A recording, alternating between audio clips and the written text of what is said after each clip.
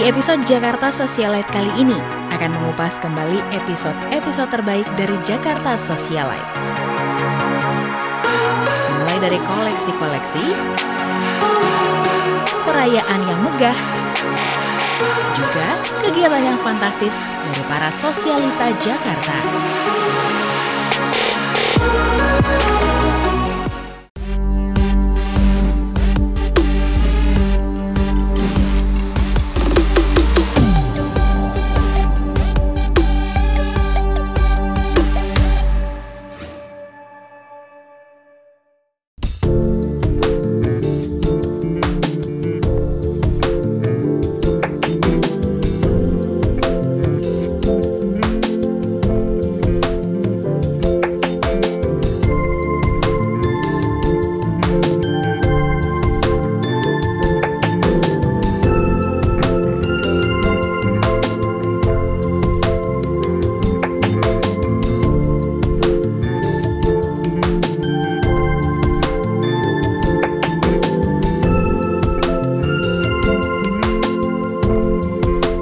Rasa letih masih terasa.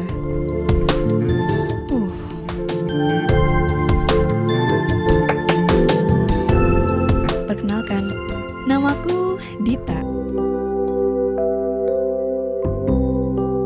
Puji syukur, aku terlahir sebagai orang yang bisa dibilang cukup berada. Apapun yang ku mau, semuanya bisa terpenuhi.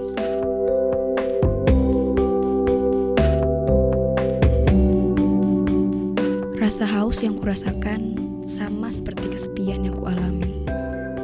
Merasa sepi dan sendiri selalu kualami setiap pagi hari. Untuk mengisi kesepianku, aku menyibukkan diriku sendiri.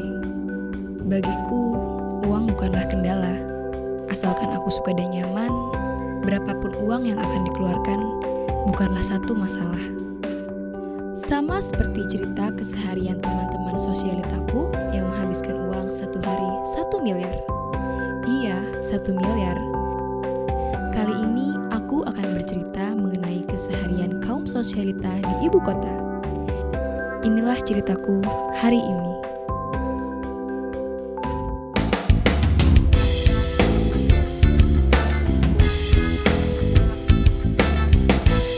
Sebelum sibuk dengan rutinitasku hari ini, untuk menyegarkan tubuh dan merefresh pikiran, yoga jadi awal rutinitasku pagi ini. Mungkin karena yoga kuanggap bisa memberikan efek positif seperti membuat tenang dari semerautnya pikiranku.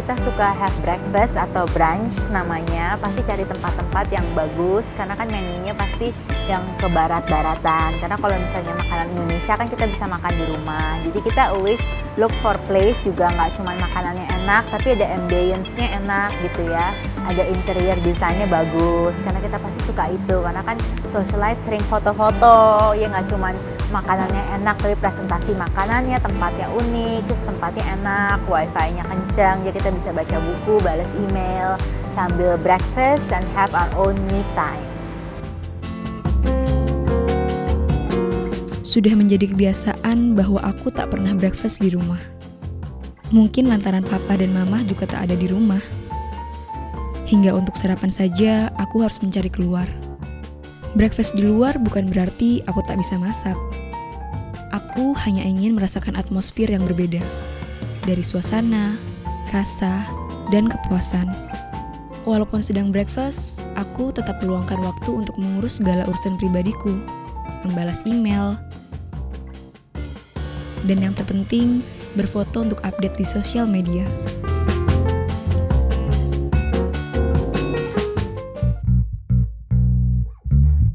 Mbak, hari ini mau treatment apa? Mau eksilis yang tangan. Eksilis tangan ayah. Kita pulang dokter ya Mbak, silakan. Bagiku, penampilan tentu modal utama. Tak heran jika mondar-mandir datang ke klinik kecantikan kerap aku lakukan. Seperti yang saat ini aku lakukan, mendatangi beauty center milik salah satu sahabatku. Body treatment itu penting karena kan kadang kita nggak ada waktu, Jakarta macet, terus kita aktivitasnya padat kan, banyak acara, kerjaan, ketemu teman. Dia untuk keep in shape ya perlu gitu, karena teknologi sekarang kan keren, kayak cuman misalnya 30 menit di tempat klinik itu tapi kayak sama aja kayak 2 jam di gym. Itu kan sangat time saving for us and it's good gitu. Terus kayak always there is something new to try kan, so it's fun and penting.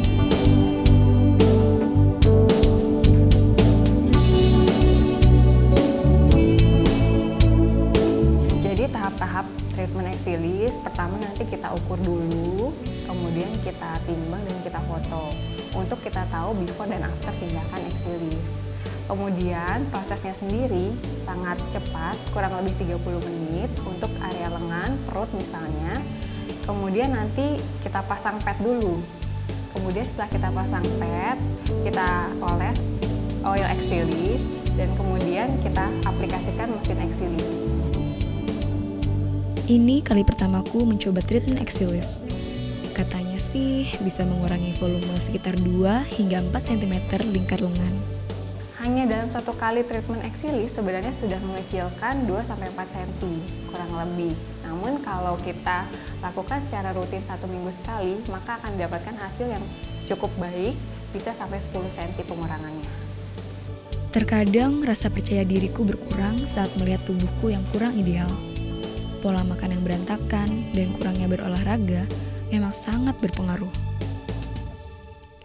Kelebihan untuk menggunakan treatment eksilis, pertama prosesnya cepat, tidak sakit, dan dia efektif untuk mengencangkan kulit sekaligus membakar lemak.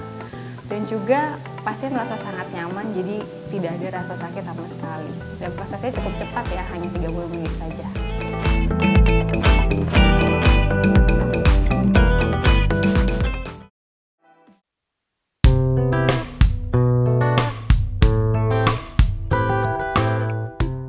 Banyak yang mengatakan aku seorang wanita manja yang berlindung di balik ketiak orang tua. Aku diberikan kepercayaan oleh orang tuaku untuk memegang salah satu usahanya yang bergerak di bidang kuliner. Awalnya, ini menjadi sebuah beban bagiku. Tidak memiliki bakat di bidang bisnis, malah disuruh berbisnis. Tapi, ini menjadi sebuah motivasi tersendiri untuk membuktikan bahwa aku bisa mandiri tanpa harus bergantung pada orang tuaku. Lama-kelamaan, aku mulai mengerti mengapa orang tuaku mempercayakanku untuk berbisnis. Satu prinsip yang kupegang dari kedua orang tuaku. Kamu harus mandiri. Kelak nanti, kamu akan sukses dengan caramu sendiri.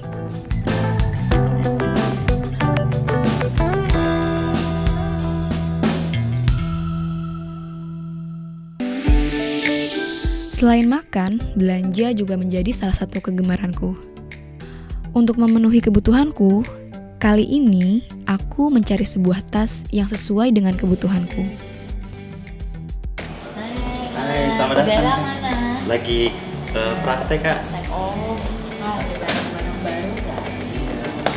Ini Kak kebetulan kita tipenya banyak, tapi yang paling bagus sih ini. Iya sih, warnanya ya ini paling jarang ya.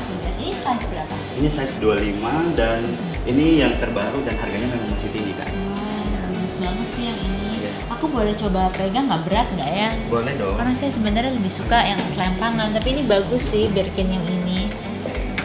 Kalau ini ada warna lain? Itu aja, Kak. Itu aja, oke. Kalau yang paling baru warna ini ya? Tapi yang paling baru dan orang-orang sih sempat nyari, tapi ya ini yang paling orang suka. Boleh pegang nggak, Mas? Boleh. Saya mau coba berat atau enggak? Karena kalau berat saya suka pegel, jadi kalau pergi mendingan yang Ini untuk kakak sih ukurannya menurut saya pas kak. Iya.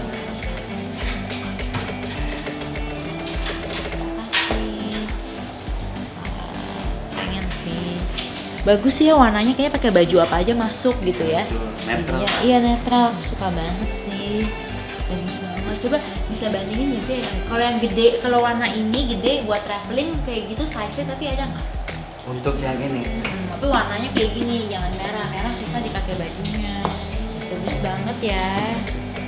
Kalau untuk yang size seperti itu belum ada kak untuk saat ini. Saya boleh pegang juga kan? Boleh. Pengen sih yang lebih gede buat saya traveling. Kalau suka traveling memang cocok sih kak. Untuk Iya yang gede, jadi lebih semua besar. masuk, chargeran lah, adaptor, makeup, Iya betul. masuk. Tapi ini juga bagus kok kak. Yang biru ya, pakai Yang jeans biru. ini boleh deh, saya mau pegang coba.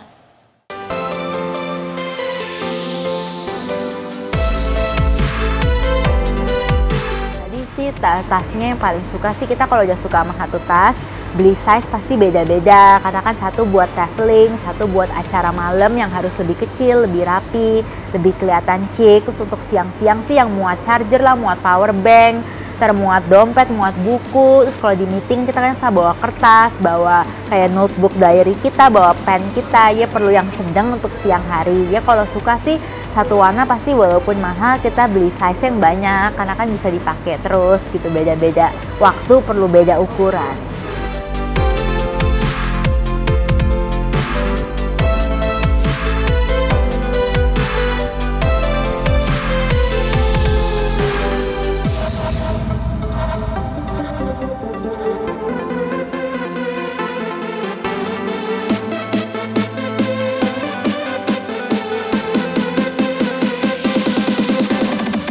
Dalam ruang lingkup sosialita, baju, sepatu, tas, dan perhiasan adalah barang wajib yang harus kami lengkapi. Saat gengsi muncul, rasa ingin memiliki pun harus terpenuhi. Tak melihat berapa nominal dari barang yang akan kubeli. Bagiku, harga nomor 2. Yang terpenting kualitas dan kenyamanan saat memakainya.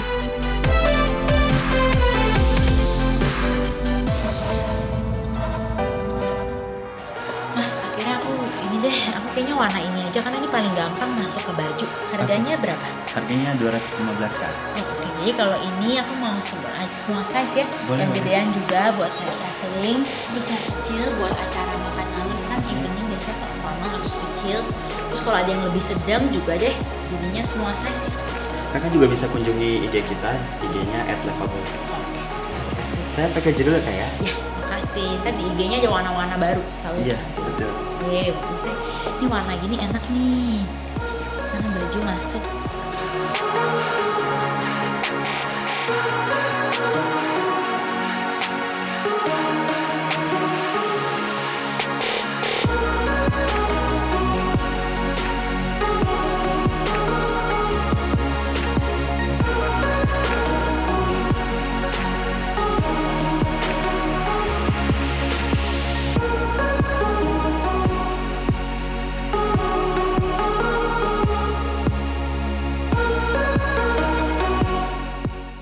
Mas Fai. Iya, ini kak sudah kita packing. Iya. Terima kasih, ditunggu kedatangannya kembali kak.